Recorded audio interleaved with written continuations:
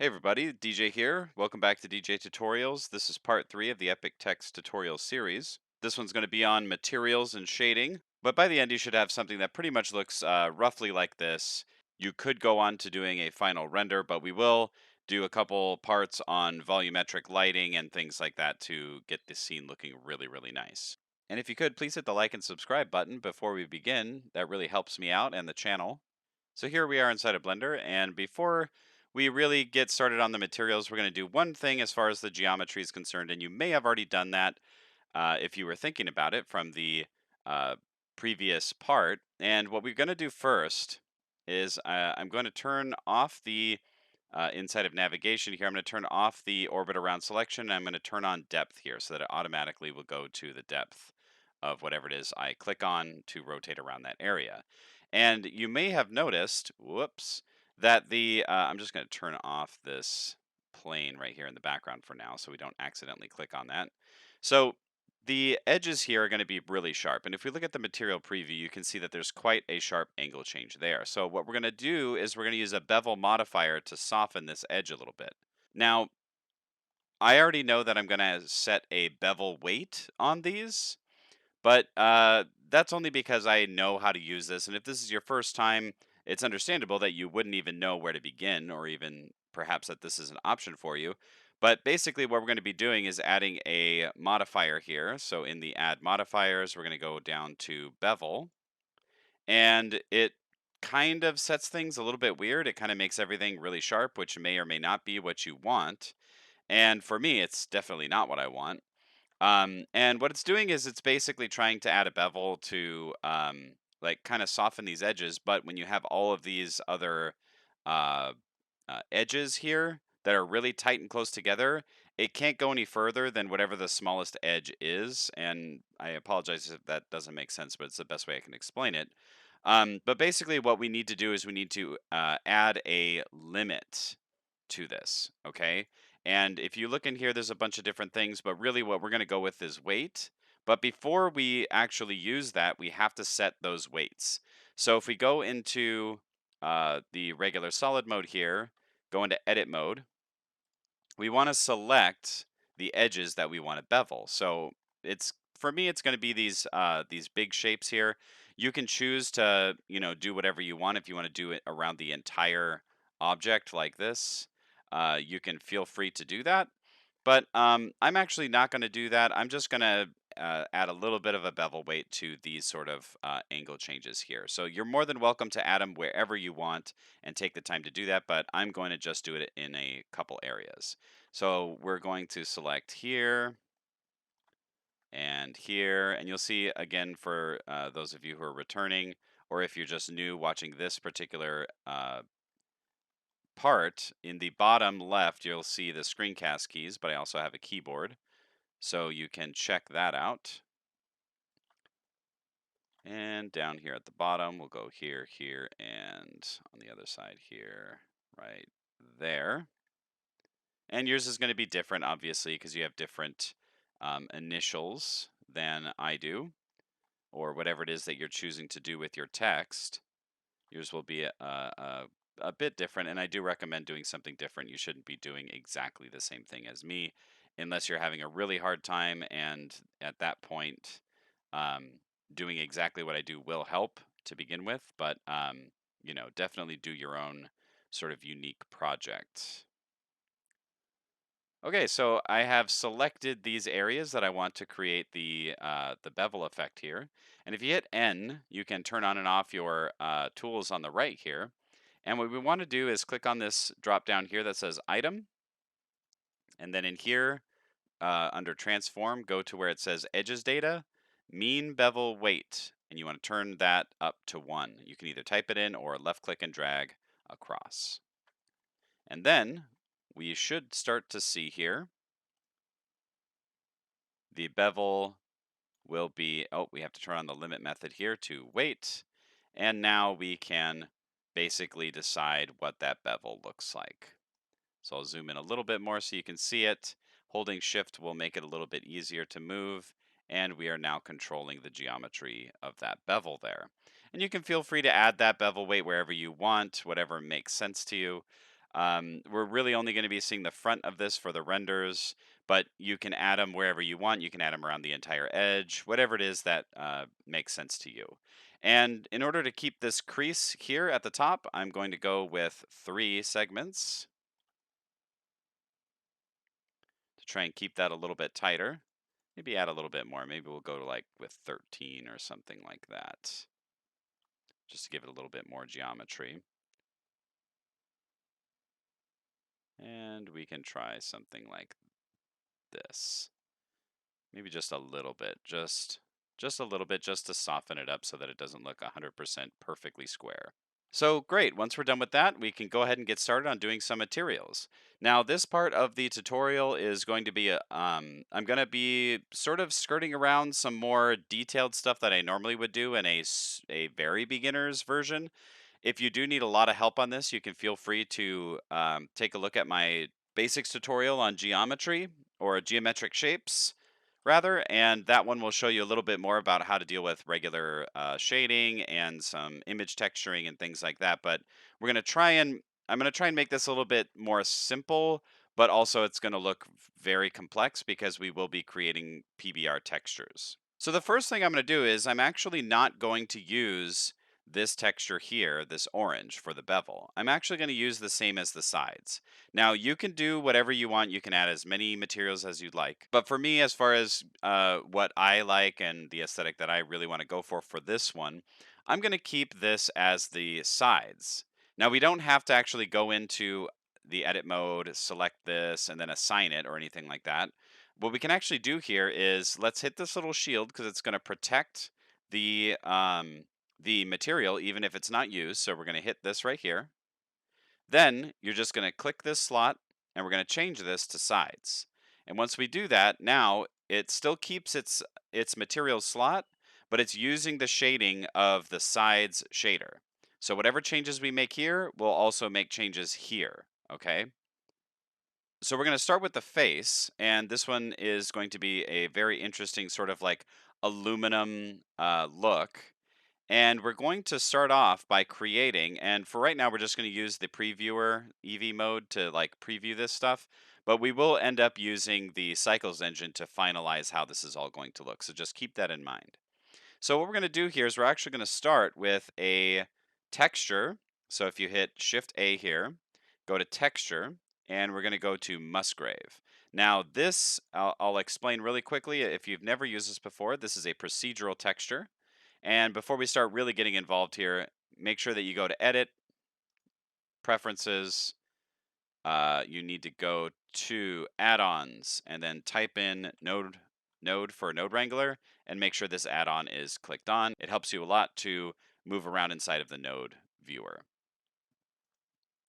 So let's go back in here, and the Musgrave texture, if we hold Control Shift and left click here, will view right through that node. And you'll see here there's a viewer node that pops up when you do that.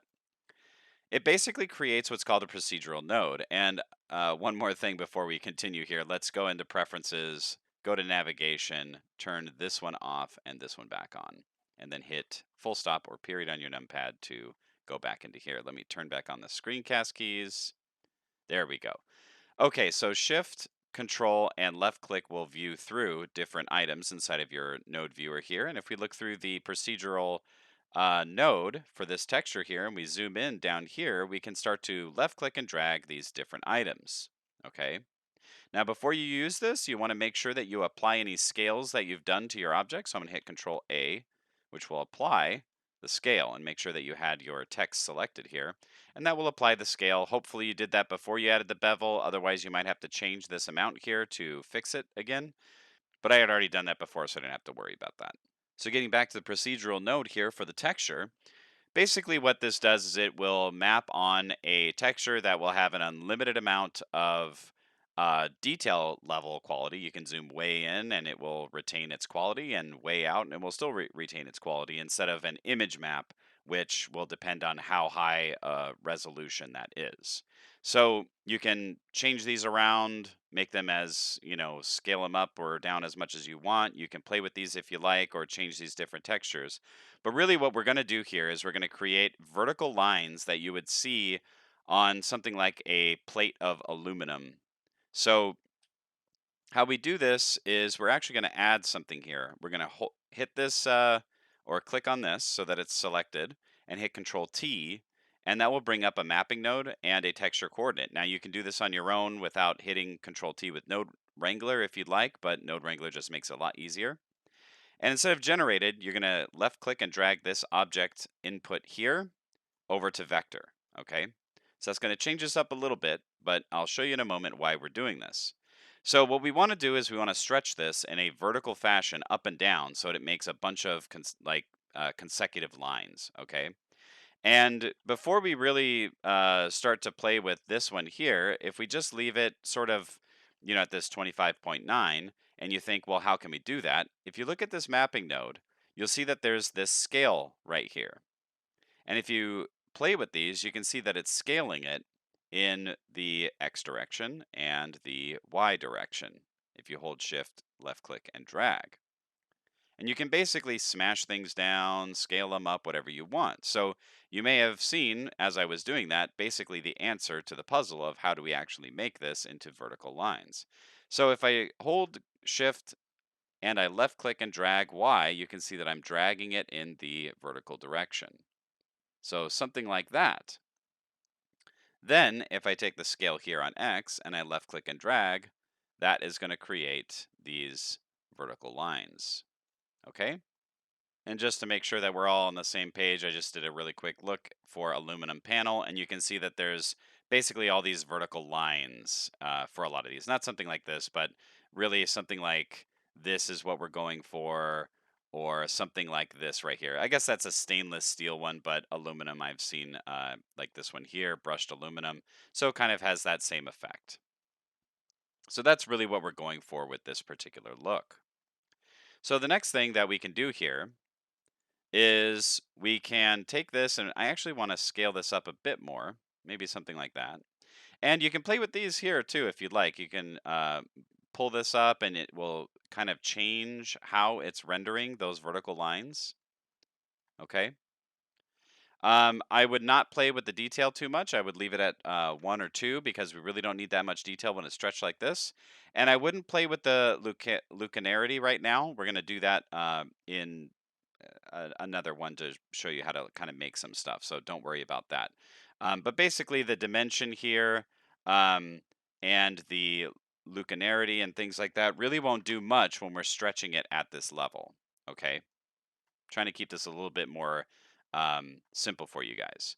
So then what we can do here is we can take this, and if I hit Shift A here to add, we want to grab a color ramp, throw it right here, do a quick save. I'm going to left click and drag to move this into here and then create a roughness map from this. And if we look through it, you can see that now these vertical lines have become our roughness map. Okay. Black being the shiny bits, white being the rough bits, and there we have that. Now, with aluminum and with anything else, any sort of object, there needs to be some sort of aging for it to look a little bit more correct.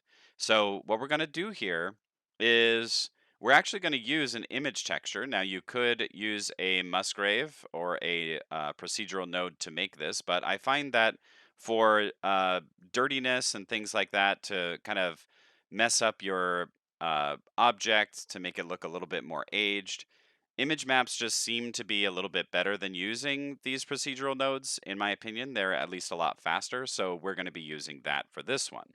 Now, what I did was I went on to texturehaven.com. So if I do a really quick search here for Texture Haven, or just type in texturehaven.com, you can go in here and go up here to the top right where it says textures.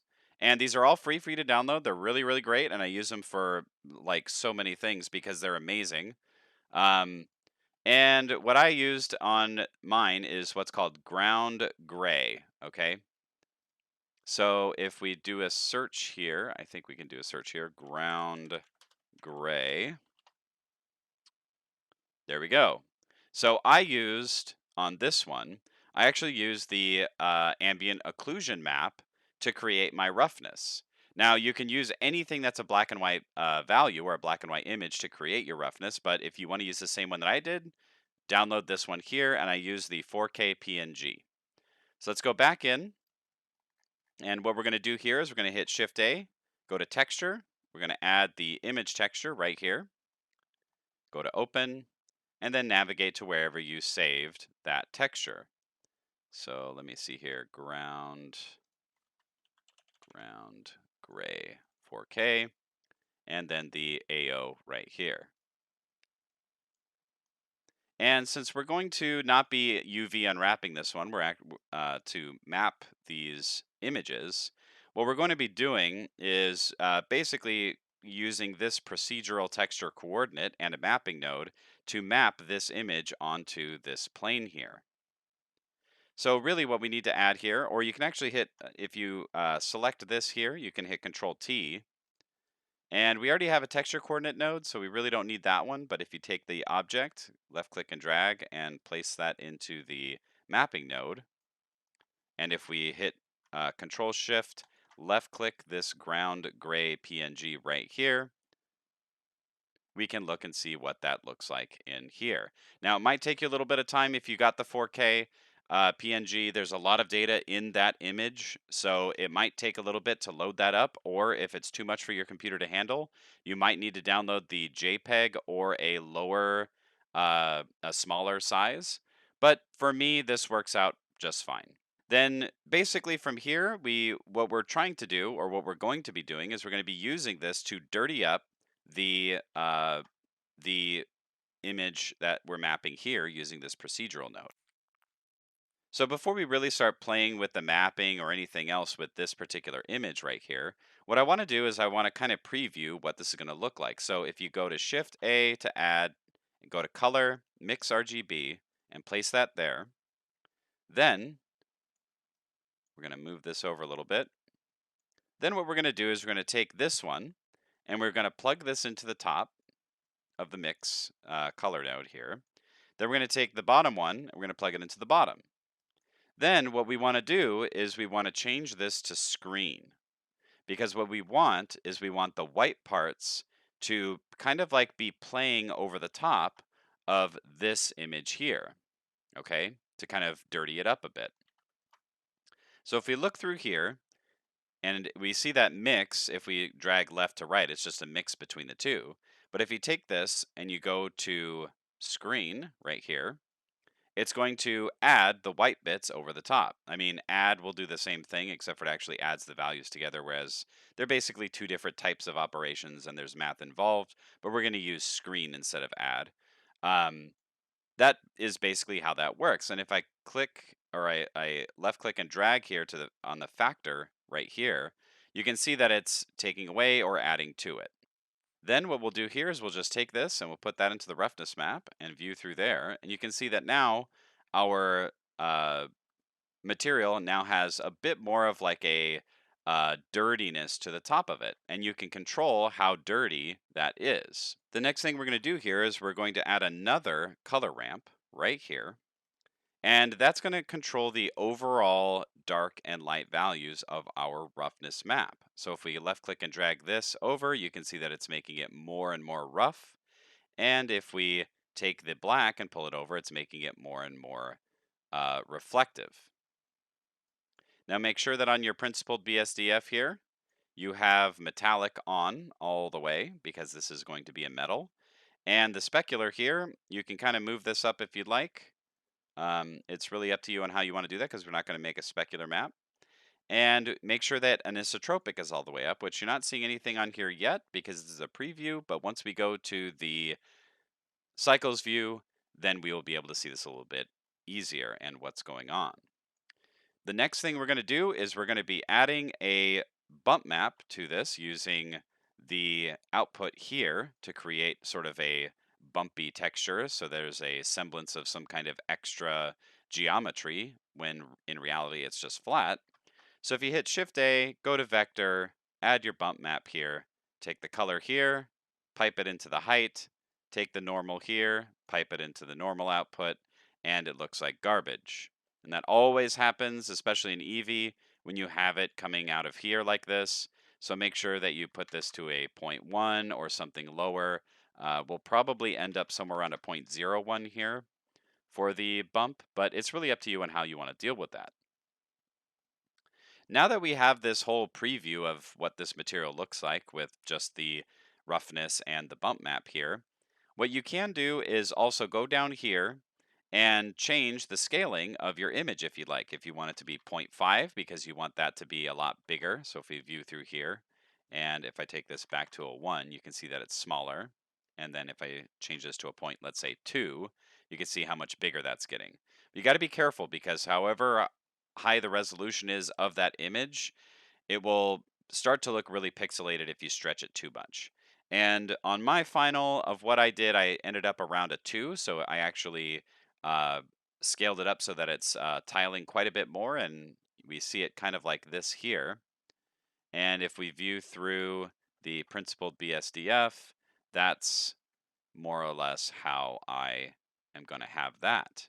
Now, the other thing that we're going to be doing is we're actually going to be creating a more realistic metal shader. And if you are familiar with my ProRender tutorial videos, you'll know that ProRender, when you have a metal, you can choose the reflective coloring and a different coloring, oops, for the actual metal. And we're going to kind of replicate that here with our base color right here. I'm going to go ahead and save. And what we're going to do is we're going to start off by throwing in a mix RGB. And I'm just going to view through that and show you kind of how this works. So color 1, I'm going to choose red. Color 2, I'm going to choose a green, okay, because they're complementary. And if I left click and drag the factor from the left to the right, you'll see that it changes those two colors. And what we want to do is we want to punch something in here to drive that color change. Now, if I take this, let's say I take this one here and I pipe it into here, you can see that it's driving that color change here, okay? Now, I want it to change based on how I'm looking at it because I want a bit of the reflection or the edge reflections to be a bit of a different color, a little bit lighter than what I'm directly looking at. And that's more or less how real metals are, or at least a lot of them are. So if I go in here and I I actually search, I'm not going to look for it, I'm just going to search because this is how I always do it. Type in layer weight and look through. So hit Control Shift left click twice on the layer weight, and we want to look through the facing here. And you can see that if you look dead on, straight at that object, it's darker, and at the edges, it's lighter.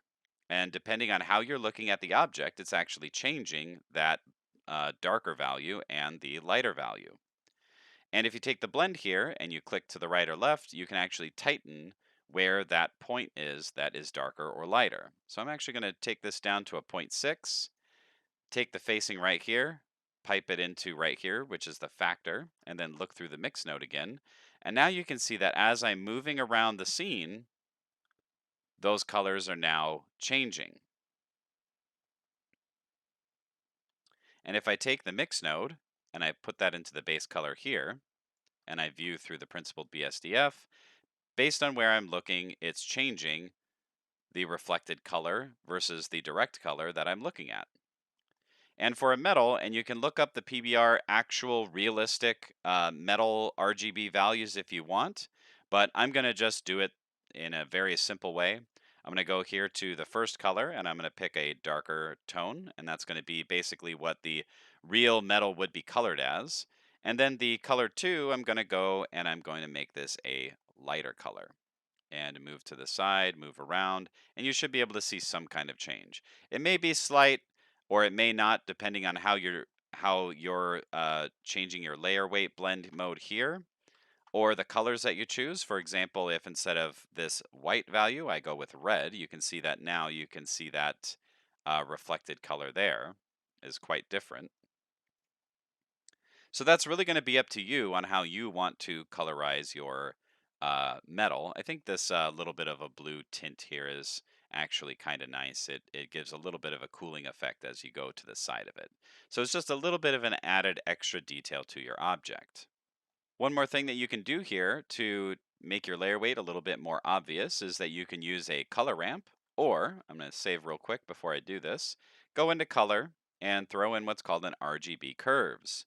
And what this does is if we view right through here And if you take this, left click in the middle and just make a little bit of a curve here, you can actually control the darkness and lightness or the dark and light values of that particular, whatever the black and white value is that's going into this object here. And we're not going to worry about the film like here, just keep it on standard and keep this on the C right here. And then if you look through the mix, you can see if we change these to more obvious values and you start to move this around, you can see how the curve is affecting the layer weight. Just going to change these back to what I had before. Let's take the value, actually saturation down to 0, take this one and pull the saturation to about here and view through here. And that's pretty much going to do it for that for the moment. Now again, you'll want to change some of this stuff when we set it to preview the actual rendered materials instead of just using this material preview. But this is more or less what I did for my final. So let's switch over and go to the sides here. And remember, this is going to do both the bevel here and the sides since we switched out the slot for bevel to the sides material. And basically what we're going to do here is relatively the same thing, except for we're just going to make this a little bit different. We're going to use a couple different techniques. Now, what I want to do for the sides here is I want there to be a metal um, sort of look to it, but I want it to be more like grainy or granular, the way that it's sort of made, kind of like it's manufactured. And just to give you an idea about what I'm talking about, this I tried to find a good picture of it. I know what it looks like because I have a bird and a bird cage, so it's the kind of steel I'm looking for. But basically, like this sort of like textured steel with a little bit of change between the silver and the black bits and stuff like that. So that's basically the kind of look I'm going for. So what we're going to do here is we're going to go in. We're going to basically do the same as we did before. Go to texture. We're going to go in here to Musgrave. We're going to view through that. We're going to hit Control T with Musgrave selected. And we're going to play with this here. We're going to scale it up. Oh, make sure this is object, not generated. Make sure it's in the object here. Object output to the vector. And we're going to scale this up. And you can see that as you scale it up, you're kind of already getting that look. Check it out. So pretty easy. So we're going to scale it up, get it to where we want it to be. And for the one that I did, it was around 200. That might be a little bit too big. So I'm actually going to go 350. Let's try 350. There we go. I kind of like that. And what we can take here, or what we can do here, is we can actually take that, and we know we're going to mix that with something else here. So I'm going to take the height. I'm going to plug it into the top here. Sorry, yeah, the height. Take the height output, throw it into the top color here.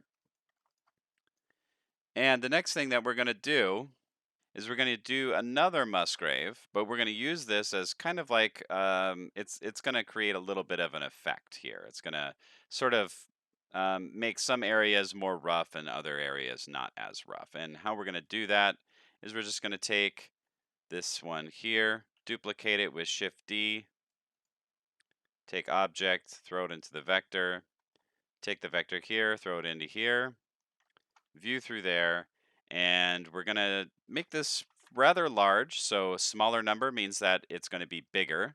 So it's not going to be tiled as many times. We're going to do about a 2 here. Then detail, we're just going to leave that alone at the moment. And then what we're going to do is we're going to actually bump up the luminarity. And you'll have to be careful with this because if you do it too much, these really weird, like black and white lines start to appear everywhere. So just be careful when you're doing this. So we're going to take the luminarity and we're going to bump it up. And if you bump it up, you'll see that nothing really happens. And that's because in order for you to see what this is, you have to actually take this one right here, the dimension, and take it down. And as you take it down, you'll see that it starts to add this sort of like, I don't know, this grainy effect to it, okay? And I'm going to take it all the way down to like a 0.1, or you can even take it down to a 0 if you really want to. And that basically makes it so that there's a little bit more interest going on this particular object as far as the black and white values for our roughness is concerned. So it kind of just dirties it up a little bit. You can use another image here or whatever. I just wanted to show you that you could do this if you wanted to. I would probably prefer to do like a scratchy texture, an image texture with a bunch of scratches and stuff all over it. You can get something like that from Texture Haven. Just grab a different map from a different grouping that they have on there, or you can download the pro render textures, and they do have some stuff like that. You just have to tile them a lot of times to get them really high quality. But this should do just fine. So if you take this height and you plug it into the bottom, and the same thing like we did before, change the operation here to a screen and view through there, you can now alter how this is being applied. So there, it's not applied. Here it is. And you can see that it basically changes how that shading is happening, or how the white is being, the roughness map is being affected. So we'll take this, throw this into the roughness, view through the principled BSDF, and we have something that looks kind of like this. And if I take this and I move it, you can see how that's actually changing the look of our material. It's good to have a little variance. It's never good to have a very obvious replicated pattern all over the place. So just as before, we're going to create a bump map using these uh, black and white values that we created here. But what we're going to do this time is we're not actually going to use this one. We're going to use this one here because that's the actual height of the metal. So we're going to take that, put that height into here, take that bump or the normal here, and throw it into the normal here. View through there, or view through the principled BSDF. Take the strength, pop it down to a 0.1 or something like that, something that looks okay. Again, we're going to be changing this again when we change the shading to the actual rendered view. That looks pretty good. So the next thing that we're going to do is we're going to actually make the complex metal reflection material as far as the coloring. But I also want to use the Musgrave texture to make that difference of color as we saw on the reference material here. So if I add a mix RGB, so Shift A, add to color, mix RGB, take the Musgrave texture, pipe that into the factor, and view through this mix node, we can now change the coloring. Let's actually make it the opposite. So let's go something like that. There we go. And we can throw that into the base color there.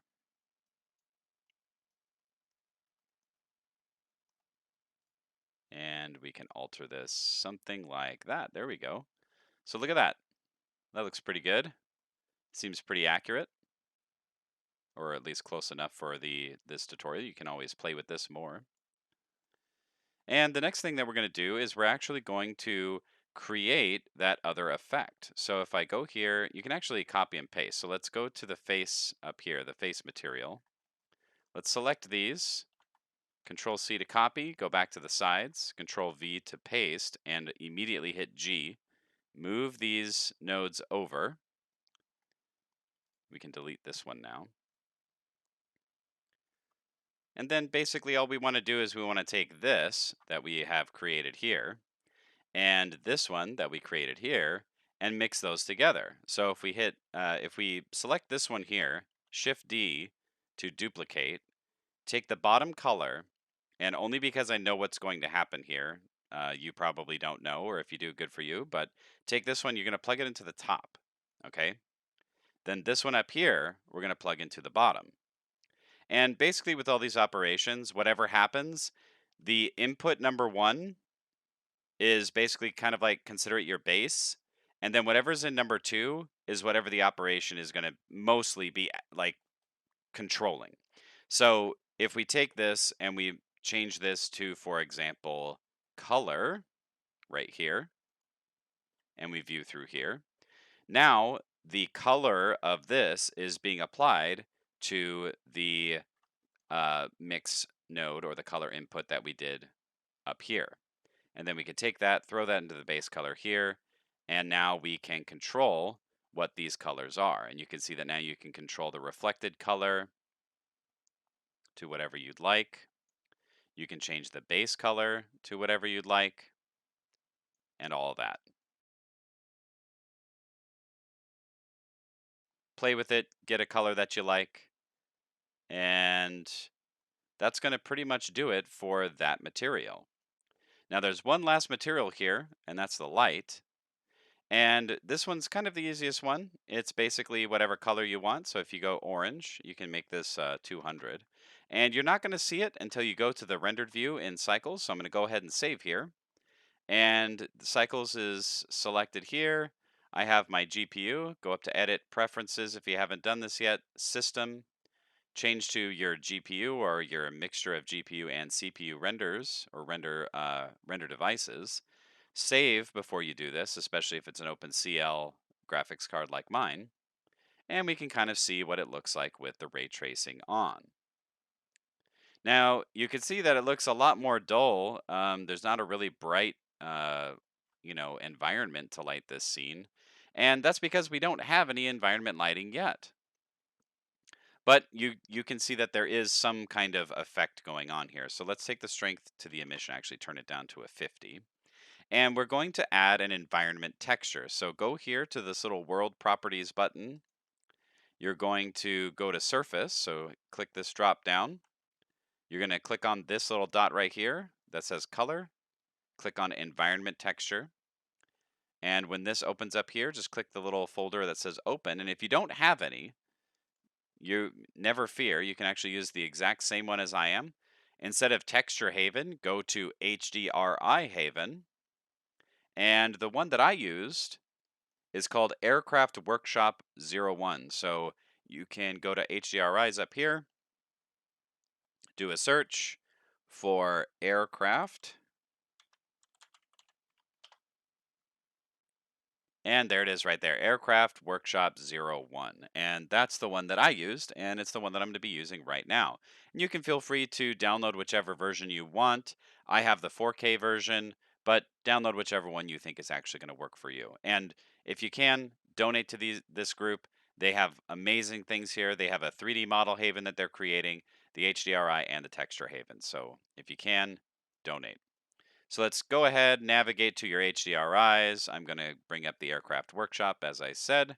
And there we go. We have a nice HDRI background lighting our scene. Okay. And from here, what you can do is you can adjust all of your settings in the sides and the face for your roughness maps and all that. And we actually didn't use a just really quick, while you watch me throw a roughness map in here for this material, when I recorded this, I forgot to turn on metallic for this material. So if you do want it to be a metal, like I showed in the render at the beginning and what I'll show towards the end, make sure that you turn metallic all the way on to 1. Let's look at it through here. Make it a little bit less reflective. So I'll pull this roughness up a little bit here. Remember, white means more rough and black means reflective. And something like this, I think, will work just fine. Now, one thing that you may not be aware of is that the quality of your reflections and the scattering of some of the rays and stuff like that is controlled a little bit by this little thing here, the this little selection. So the GGX is kind of a more simplified one as far as I can tell, and from some of the stuff I've read, it's a little bit more simplified so that your renders are quicker. But we want something that looks a lot more realistic. So I'm actually going to change this. You can do this or not, depending on what you want to do. I'm going to change this to multi-scatter. And that's going to change kind of how things are being reflected inside of this scene, at least for that material. And the same thing with the face here. I'm going to change this one also to multi-scatter. And from here, you can decide to change how these are reflecting here. You can pull up the reflection or pull it down, whatever you want to do. But I would suggest before you really start to do any of that, what we want to do is kind of center this on a ground plane. So let's turn on the plane for the ground here. And I really like the industrial look for my text. So what I'm going to do is I'm going to use a texture. And if you go to Texture Haven and you go to the textures, by the way, I'm not supported by these guys or this group. I just like everything they do. Do a search for, I think it's called asphalt. And right here, asphalt number 2. Go ahead and download all of these. So all maps, click that right there. You want to download all of these and get it in whatever size you want. The bigger, the better, obviously, but it just be aware that your computer may or may not be able to handle the detail level, and not just your computer, but your GPU as well. So for the ground plane here, what we're going to do is we're actually going to import a whole bunch of PBR materials all at once. Okay. So for the ground plane here, we just have a basic material.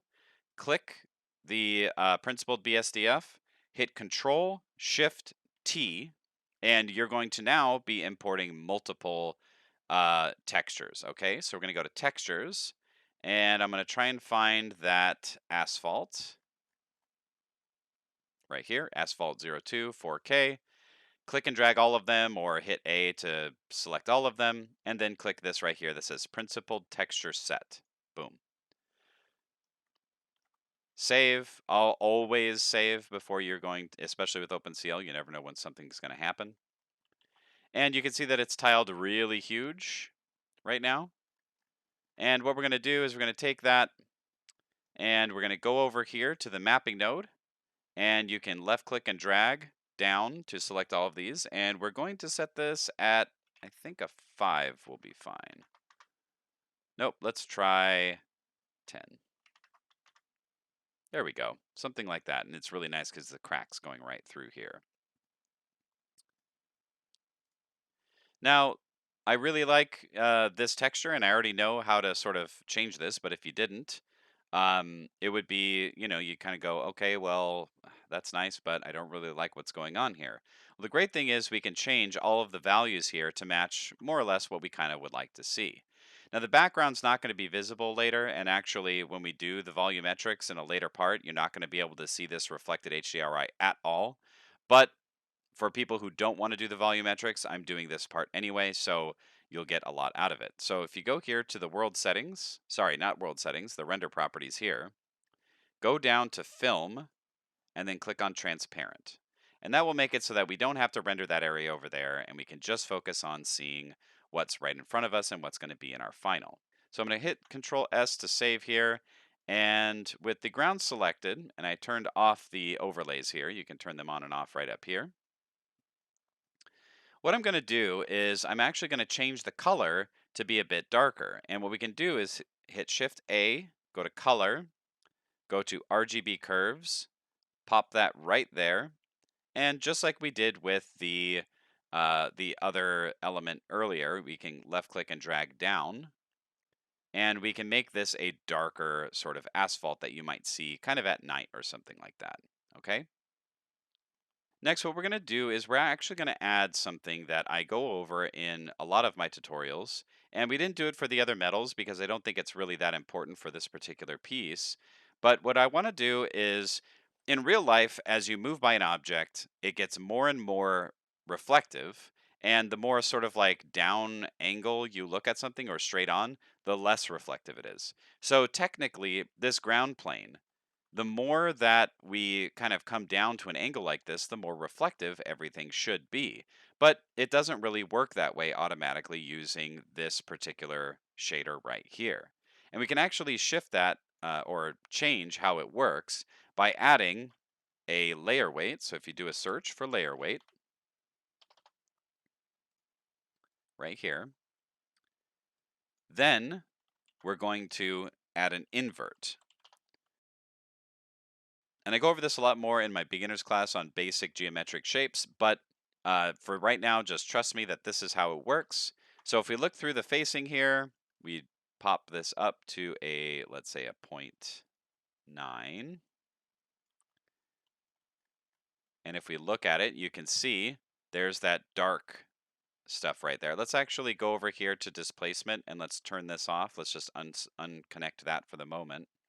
And you can see that there's this big ominous black spot, which is just like we used earlier for the coloring of our metal.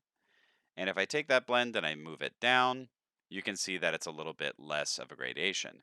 Now remember, because we're going to be using this to drive our roughness map, dark means reflective and light means more rough.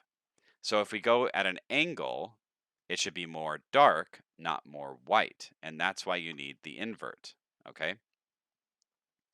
So then what we're going to do here is we're going to add a color mix RGB right here.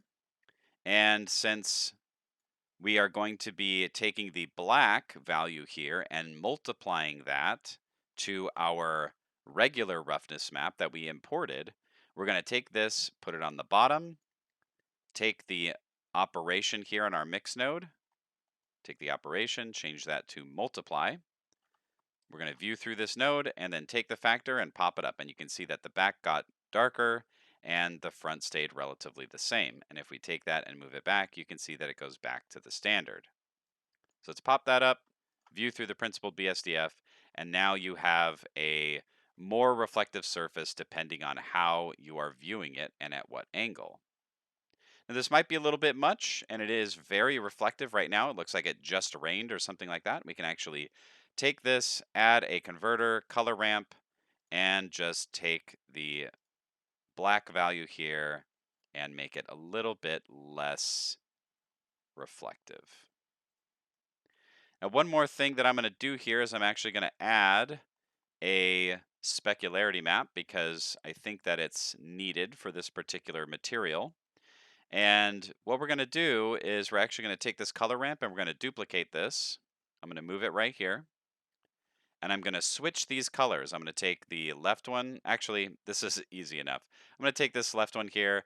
I'm going to make it black, okay? And I'm going to, sorry, white. I want this to be white. And I want the one on the right to be black. And basically what I'm going to do to make a specularity map, I'm going to invert the roughness. So I'm going to take the roughness map here, pipe it into here, and basically it'll make it so that the black won't be as, the light won't, reflect it and be um, as bright as the white sections, okay? So it should be the inverse of the roughness map. So if we take that, pop that into specular here, look through there, now you can see that the darker area, if we take this up here, the darker areas reflect light less. Do you see that? So this dark crack shouldn't be as reflective. If I take this out, you can see it still stays quite reflective. But if we take that and pipe that into the specular, it makes it look more realistic as if you were actually on a street. Okay, and you can adjust that right here with this slider. So this is where you should be.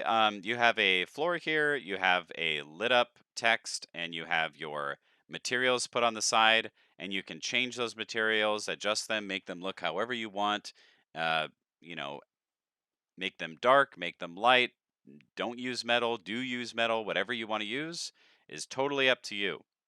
Now, I'm going to give you a little bit of a bonus for hanging on to this point and show you basically how you can make a really cool multi sort of like linear lighting effect that has different lighting changing along the front. And if you go in here to the emission color and you change this to a purple or a blue or something, you may really like that, but you may want to do something more different, more jazzy.